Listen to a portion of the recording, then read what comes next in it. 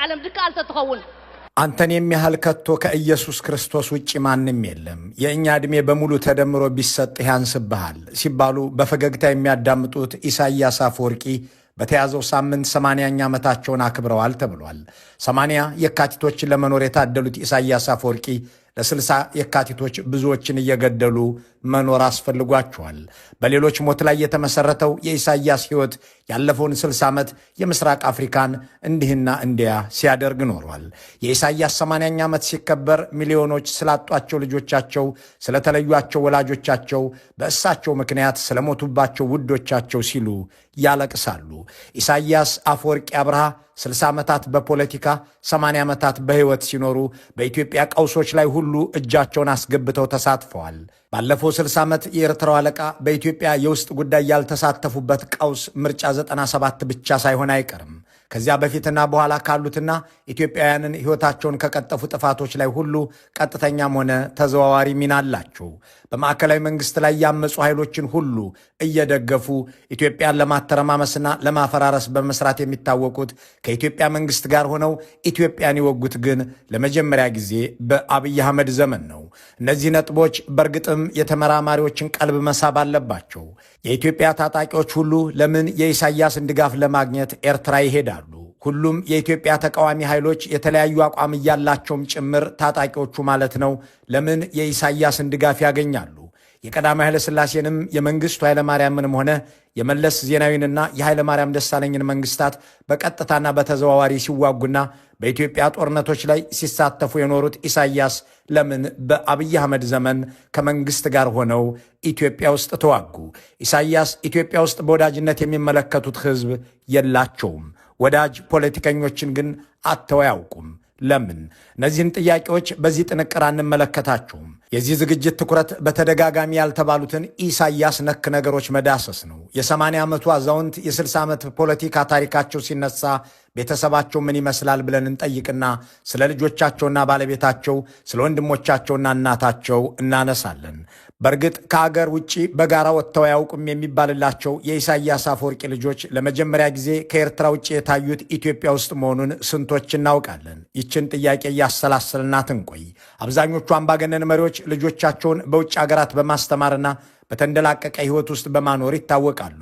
የኢሳይያስ አፈወርቂ ነገር ግን ከዚህ ይለያል። ስልጣንንና ስልጣን የሚያስገኘውን ጥቅም በብቸኝነት መጠቅለል ይወዳሉ የሚባልላቸው ኤርትራው ሰው ከአምባገነን መሪዎች ሁሉ የሚለያቸው ነገርም ይህንን ምቾት የማይቀናቀን የቤተሰብ አባል እንዳይፈጠር የሚያደርጉበት ጥበብ ነው ይባላል። ከ9 ወንድሞቻቸው አንዱ እሳቸውን በመቃወሙ እንደተገደለ ይነገራል። ሁለተኛው ልጃቸው ብርሃኔ ኢሳይያስ ላይ የተፈጸመ የተባለ ነገርም ይነሳል። አንድ ወንድማቸው ከ1 ዓመት በፊት ቃለ ምልልስ ሰጥተው ጭራሽ ደስክዬ ነበር ሲሉ ተደምጠዋል። ይቺ ፈገግ የምታሰኝ ቃል በሻቢያዎች ዘንድ ያላት ትርጉም ለየት ያለ ነው። እንነግራችኋለን። ለበርካታ ዓመታት መቀሌ የኖሩት የኢሳይያስ አባት በሕይወት ባይኖሩም እናታቸው ግን ዛሬም አሉ። የ80 ዓመቱ አዛውንት እናታቸው በሕይወት አሉ ሲባል ትንሽ የሚያስገርም ሊሆን ይችላል። በዚህ ጉዳይ ጥቂት የምንለው ነገር አለ። ኢሳይያስ አፈወርቂ እንደ አብዛኞቹ አምባገነኖች የግድያ ሙከራ ተደረገብኝ እያሉ ድራማ አይሰሩም። ይህም ከሌሎች ብጤዎቻቸው ይለያቸዋል። የኤርትራው ፕሬዝዳንት ፓትርያርክ እንደሚያስሩ ይታወቃል። ለ35 ዓመታት ሙሉ ፕሬዝዳንት ሆነው በቀጠሉባቸው ጊዜያት እየተመላለሱ የሚሳለሙት ቤተ ክርስቲያን ግን ዛሬ በማስረጃ ታዩታላችሁ፣ ይዘንላችሁ ቀርበናል። ደግሞም አክሱም ጽዮንን የሚሳለሙትን ኢሳይያስን እንነግራችኋለን። እዚህ ጋር አንድ ብዥ የሚል ነገር አለ። ዋና ገዳይ ሰው እንዴት አትግደል የሚል መርህ ያለውን ሃይማኖት ተከተለ? ይችን ጥያቄ ለማብራራት ማስረጃ አለን። ኢሳይያስ አፈወርቂ እንደ አንዳንድ አምባገነኖች ስልጣናቸውን ለመጠበቅ እንቅልፍ አጥተው የሚኖሩ የሚመስላቸው ጥቂት አይደሉም። እሳቸው ግን እኔ እንቅልፍ አላጣም እንደውም እንቅልፋም ነኝ ይላሉ። ተኝቼ ያሳለፍኩት የሚሉት ጊዜ ሲለካም ከ80 ዓመት ውስጥ ግማሽ የሚጠጋውን ተኝተው እንዳሳለፉት መደምደም ያስችላል።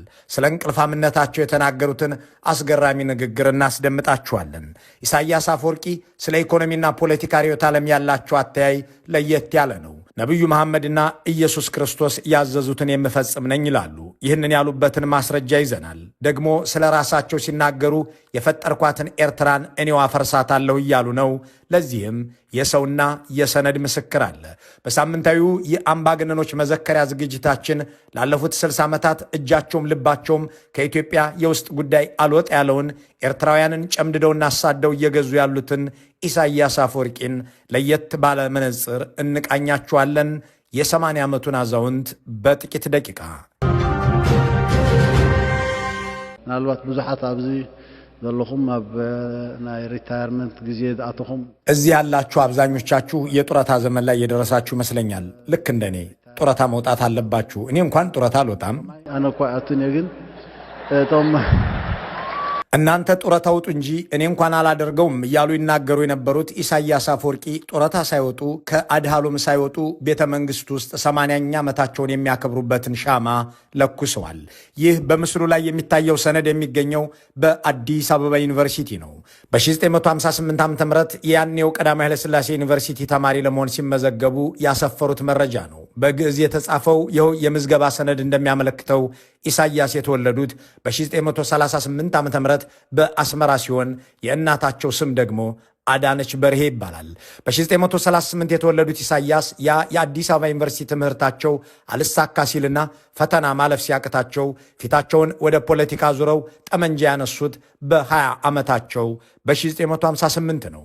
ከዚያን ጊዜ ጀምሮ በብዙ ጦርነቶች አያሌዎችን እየገበሩ ከበርካቶች ጋር እየተዋጉ እስካሁን በሕይወት አሉ። ፕሬዚዳንቱ ከሱስ ሰፈር የማይጠፉ እንደሆነም ይነገርላቸዋል። እንደሚያጨሱም ሆነ ብርጭቆ ማንሳት እንደሚወዱ የሚያውቋቸው ሁሉ ይናገራሉ። እንደ አብይ አህመድ ያሉ የቀድሞ አጋሮቻቸውና ብጤዎቻቸው ኢሳያስን መጠጥና ሲጃራ ይገድለዋል እያሉ ቢያሟርቱባቸውም የረባ ህመም እንኳን አልጋ ላይ ያዋላቸው በጣም ለጥቂት ጊዜ ነው ይባላል። ፕሬዚዳንት ሆነው አስመራ እንደገቡ በወባ በሽታ ክፉኛ ተጠቅተው የነበረ ቢሆንም አሜሪካ ድናቸዋለች። በእርግጥም ዛሬ እንዲህ የአሜሪካ ጠላት ለመሆን የሚጥሩ የሚመስሉት ኢሳያስ በ1980ዎቹ ካጋጠማቸው የወባ በሽታ እንዲፈወሱ ያደረገው የአሜሪካ መከላከያ ነበር። የአሜሪካ መንግስት በአንድ የጦር አውሮፕላን አሳፍሮ ወደ እስራኤል በመውሰድ እንዲታከሙ አድርጓቸዋል። በወቅቱ የሻዕቢያ ተቃዋሚዎች አሜሪካ የቁርጥ ቀን ሲመጣ ልጇን አሳክማ አዳነች እያሉ እስከ መናገር ደርሰው ነበር። ኢሳያስ አፈወርቂን እንደ መዳፋቸው ያውቃሉ ከሚባልላቸው ፖለቲከኞች መካከል አንዱ የነበሩት ሱዳናዊው ሐሰን አልቱራቢ አይሁዶች ኢሳያስን ሲያክሙት ወባዋን አውጥተው ምን እንዳስገቡበት አይታወቅም፣ ከቴልአቪቭ ሲመለስ የመንንም ጅቡቲንም እኛንም ወረረ በማለት እስከ መቀለድ ደርሰው ነበር። ኢሳያስ አፈወርቂ እዚህ ግባ የሚባል የጤና መጓደል አለባቸው ሲባል የሚሰማ አይደለም የሚሉ ሰዎች የሕክምና ሁኔታቸውን የሚከታተሉት በኢጣሊያውያን ሐኪሞች እንደሆነ ይናገራሉ። ካልባሰባቸው በቀር ለሕክምና ብለው ከአገር የማይወጡት ኢሳያስ ሐኪሞቹን አስመራ ድረስ በመውሰድ እንደሚታከሙም በዚያ ሰሞን ቤተኛ አድርገዋቸው የነበሩ ብልጽግናዎች የዓይን እማኝ ናቸው። ብዙዎችን ለጭንቀት ዳርጓል በሚባልለት ፖለቲካ ውስጥ እየኖሩ ደግሞም ከአልኮልም ሆነ ከሲጃራ ሳይለያዩ አቶ ኢሳያስ ለ80 ዓመት በጤና የመዝለቃቸው ምክንያት ምንድን ነው የሚል ጥያቄ ያላቸው ሰዎች ቢኖሩ ልክ ናቸው። ኢሳያስ ግን ቢያንስ ጭንቀት የሌለበት ሕይወት እንደሚኖሩ ይልቁንም እንቅልፍ በመተኛት ረዥም ጊዜ እንደሚያሳልፉ ተናግረዋል። ኣብ መዓልቲ ብዘይ ምግናን 9 ሰዓት ድቅሴ በቀን ውስጥ ያለማጋነን ለ9 ሰዓታት የሚሆን ያህል ተኛለሁ። አስበዋለሁ፣ አወራርደዋለሁ። አንዳንዴ 5-6 ሰዓት ተኛለሁ። ግን አጠራቅሜ የእንቅልፍ ዕዳዬን አካክሰዋለሁ። ለእኔ ዕዳ እንቅልፍ ነው። አንዳንድ ጊዜ በእውነት ትተኛለህ ይሉኛል። በደንብ ነው የምተኛው። አንዳንዴ እጄን ተንተርሼ ከተኛው በኋላ ስነቃ የተንተራስኩባት እጄ ደንዝዛ አገኛታለሁ። ከልቤ ነው የምተኛው። በአንድ በኩል እድለኛ ነኝ። ሓደ እዋን ኢደይ ከምዚኣ ገይረ ምስ ተራእስኩዋ ድንዝዝ ኢደይ እሞ ብር ምስ በልኩ ኢደይ ነቂጫት ፀንሓኒ እሞ ድቅስ እየ ናይ ውሓከ ድቅስ እየ እንደ ኣነ እድለኛ እየ በታ ሓደ ወገን። ግን ፕሬዚዳንት ኢሳያስ በቀን 9 ሰዓት የሚተኙ ከሆነ ከ80 ዓመቱ ዕድሜያቸው 30 ዓመቱን ያሳለፉት ተኝተው ነው ማለት ነው። ፖለቲካ ውስጥ የነበሩበትን 60 ዓመት ብናሰላው ደግሞ 22 ዓመት ከ6 ወር ሙሉ በእንቅልፍ አሳልፈዋል ማለት ይሆናል። ቢያመልጠኝ እንኳን እጄ እስኪደነዝዝ ተኛበታለሁ፣ 6 እና 5 ሰዓት ብቻ ከተኛሁ አካክሰዋለሁ በማለት ቢያንስ 9 ሰዓት መተኛት ግን ግድ እንደሆነ አብራርተዋል። ይህ ማለት በፕሬዝዳንትነት ዘመናቸው ማለትም ከ1983 ወዲህ ባሉት 35 ዓመታት 38 በመቶ የሚሆነውን ዕድሜያቸውን ወይም 13 ዓመት ከ1 ወር ከ15 ቀን ያሳለፉት ተኝተው ነው ማለት ነው። እንግዲህ አገራቸውን የሚጨቁኑት ጎረቤቶቻቸውንም የሚወሩት ከዚህ ሁሉ እንቅልፍ ከሚተርፋቸው ጊዜ ላይ ነው ማለት ነው። በነገራችን ላይ በባድመ ጦርነት ወቅት ውጊያ ከፍተውም ተኝተው እንደነበረና ከእንቅልፋቸው የቀሰቀሷቸው ባለቤታቸው ሳባ ኃይሉ መሆናቸውን ሲናገሩ ተደምጠዋል። تكاس أنا بزيد فت لكن إذا أرجع جزء شوعتان قالن كوينه እንቅልፍ በጣም ወዳለሁ። እኔ ያለፈው ሳምንት ሀገር ውስጥ አልነበርኩም። ከውጭ እንደተመለስኩ ወደ ጋሽ ባርካ ስለሄድኩ ቅዳሜና እሁድ እዚህ አልነበርኩም። እሁድ ሙሉ ቀን ጉዞ ላይ ነበርን። ሁሉንም ደማምረህ ወደ 14 ሰዓት ተጓዘ። ከጋሽ ባርካ ጫፍ በከረን አድርገን አፋበት ከዛ ጉልብብ ቀጥሎም ባጽ ገባንና ጋህተ ላይ ቁርስ በልተን ትንሽ ስራም ስለነበረችኝ እሷን ሰርተን አስመራ እንደገባን ተኛው። እኔ እንቅልፍ በጣም ወዳለሁ። ተኝቼም ሰዓቱ ሄዷል። ከሌሊቱ 7 ሰዓት አካባቢ ሆኗል። በደንብ አልነቃሁም ነበር። ከዛ እንደነቃሁ ሳባ ከወደ ዜና ክፍል የመጣ ወረቀት አለ አለችኝ። ወረቀቷን ወዲያው አልከፈትኳትም። እስከምነቃ ትንሽ ዘግቼ ስከፍታት እንዲህ እየተባለ ነውና መግለጫ እናውጣ የሚል መልእክት ይዛለች። እኔም ይሄ የተለመደ አመል ነው በሚል ብዙም ትኩረት አልሰጠኋትም። መግለጫ ታውጣና መግለጫ ያ ብዙውና በልኩላና አቅለብ ኩላን ማለት አቶ ኢሳያስ የተጋጋለ ጦርነት ከፍተውም ለጥ ብለው ይተኛሉ። ራሳቸው እንደሚሉትም አልጋ ቢያጡ እንኳን መዳፋቸው ላይ እጃቸው እስኪዝል ይተኛሉ። ምናልባትም የ80 ዓመት ዕድሜያቸው ምስጢር ይህ ሊሆን ይችላል ብሎ መገመት ሳይንስን መጋፋት ላይሆን ይችላል። አቶ ኢሳያስ ከ15 ዓመታት በፊት አፍቶን ብላንዴት ከሚባልና በዚህ በምስሉ ላይ ከሚታይ አንድ የስዊድን ጋዜጣ ጋር ቆይታ አድርገው ነበር። ስለሚያስተዳድሩበት የኢኮኖሚ ፍልስፍና ተጠይቀው እንዲህ ላሉ ርዕዮተ ዓለማዊ ነገሮች በመጨነቅ እንቅልፍ ማጣት እንደማያስፈልግ ለማብራራት ሲናገሩ እንዲህ አሉ። እንዲህ ያለው ስብስብ ነገር ውስጥ መግባት አልፈልግም። ኢኮኖሚክስ ማለት ማምረት ማከፋፈልና በፍትሃዊነት መጠቀም ነው። ኢየሱስም መሐመድም ያሉት ይህንኑ ነው። እኔ ስለ ሌኒንም ሆነ ስለ ተንኮታኮተው የፋይናንሻል ኢኮኖሚ ማውራት አልፈልግም። ካፒታሊዝም፣ ሶሻሊዝም እያልኩ ጊዜ ማጥፋት አልፈልግም የሚል መልስ ነበር የሰጡት። እሳቸው እንቅልፍ መተኛት እንጂ ርዕዮተ ዓለማዊ ጭንቀት አይወዱም። ልክ እንደሳቸው ረዥም ዕድሜን የታደሉት እናታቸውም ወደ 100 ዓመት እየተጠጉ ናቸው። ወይዘሮ አዳነች በርሄ ትልቁ ልጃቸው ኢሳያስ በሚያብጠለጥሏት አሜሪካ ውስጥ ካሊፎርኒያ ግዛት ሮቤል ከተባለው ልጃቸው ጋር ይኖሩ ነበር። ይህንን ዝግጅት በምናሰናዳበት ወቅት ግን አስመራ እንደሚኖሩ ለማወቅ ችለናል። አንዳንድ ሰዎች ወደ ኤርትራ ሲሄዱም አቶ ኢሳያስ ከሚያስጎበኟቸው ቦታዎች መካከል የእናታቸው ቤት አንዱ እንደሆነ ይነገራል። የድህነት ሾውሩም ወይም ማሳያ ለማድረግ እንደሚጠቀሙባቸውና እናቴም በችግር ውስጥ ትኖራለች ለማስባል እንደሚገለገሉባቸውም ይገልጻሉ። በእርግጥ የፕሬዝዳንቱ እናት እንደ ሌሎች ኤርትራውያን እናቶች የሚታከሙበትም ሆነ የሚበሉትና የሚጠጡት አይቸግራቸውም። ይሁን እንጂ በሀብት ላይ ሀብት የደራረቡ ሳይሆኑ 10 በሚደርሱት ልጆቻቸው እየተጦሩ የኖሩ ናቸው።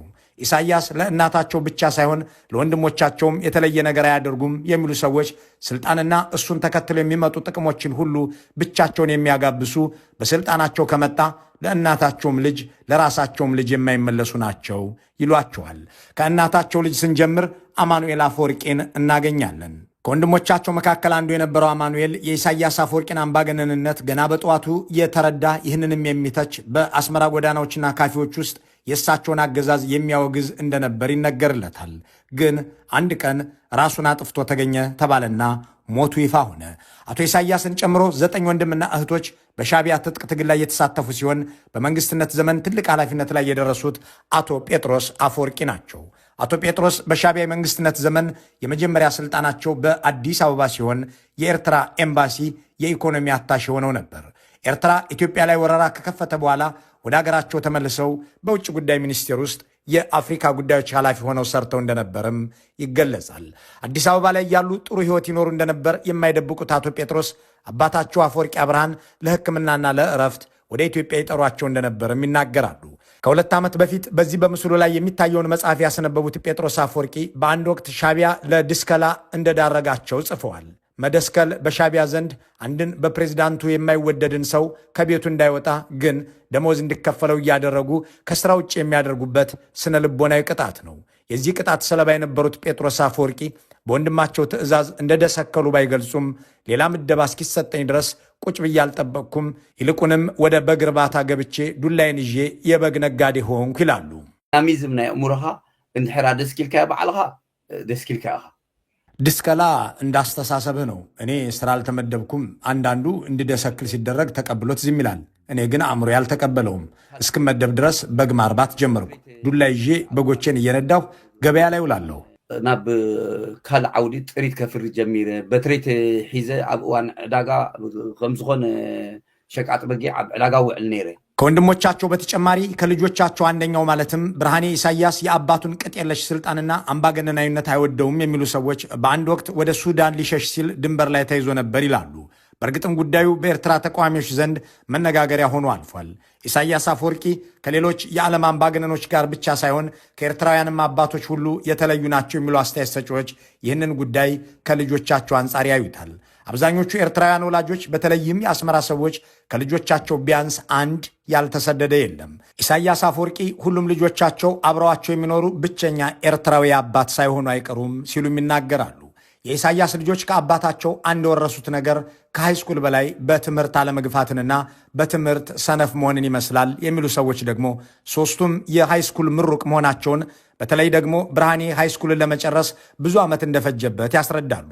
ሶስቱንም ልጆቻቸውን ወደ ሳዋ የላኩት ኢሳያስ ከስልጠና በኋላ ወደ ጦር ግንባር እንዲሄዱ ባያደርጓቸውም ትልቁ ልጃቸውን አብርሃምን በአየር ኃይል ውስጥ ሴት ልጃቸውን ኤልሳን ደግሞ በኤርትራ ቴሌቪዥን እንዲሰሩ የመደቧቸው ሲሆን ብርሃኔ ግን በአይነ ቁራኛ የሚጠበቅ ትንሹ ልጅ ነው ሲሉም ይናገራሉ።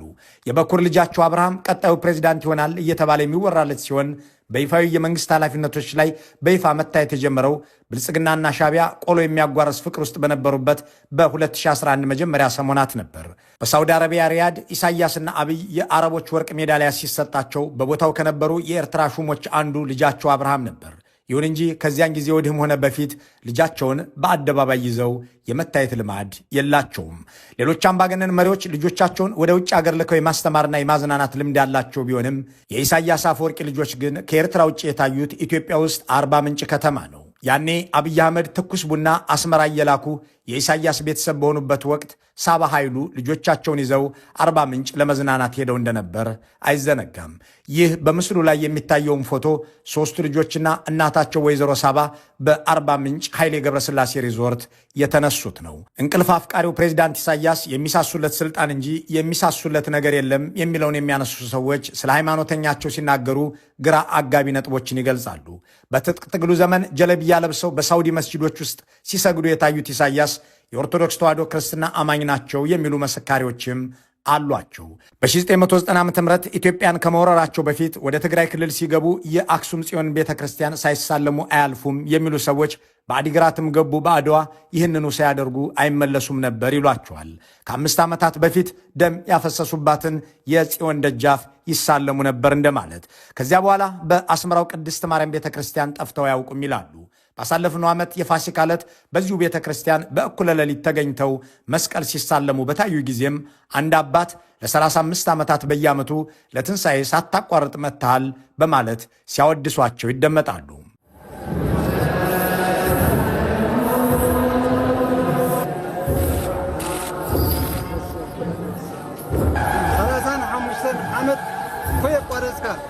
ትንሣኤ ክርስቶስ ክተኸብር ኣብዚ ቦታ እዚ ብምንጻኻ መስቀል ቅዱሳን ኣቦታትካ ብምስላምካ እዛ ቅድስቲ ሃገር ክብርትን ቅድስትን ኮይናን ዘላለም። ኢሳያስ አፈወርቂ የኤርትራ ኦርቶዶክስ ተዋሕዶ ቤተ ክርስቲያን ፓትርያርክን ለእስራት የዳረጉ መሆናቸውን የሚያነሱ ሰዎች ሰውየው አማኝ መስለው ለመታየት የሚፈልጉት የአገሪቱን ኦርቶዶክሶች ድጋፍ ለማግኘት ነው ይላሉ። ይህንን የማይቀበሉና ኢሳያስ ደንበኛ የኦርቶዶክስ ክርስትና እምነት ተከታይ ናቸው የሚሉ ደግሞ ፓትርያርኩን ያሰሯቸው ቤተ ክርስቲያኗን ለመቆጣጠር እንጂ ከሃይማኖቱ ጋር ጸብ ስላላቸው አይደለም ይላሉ።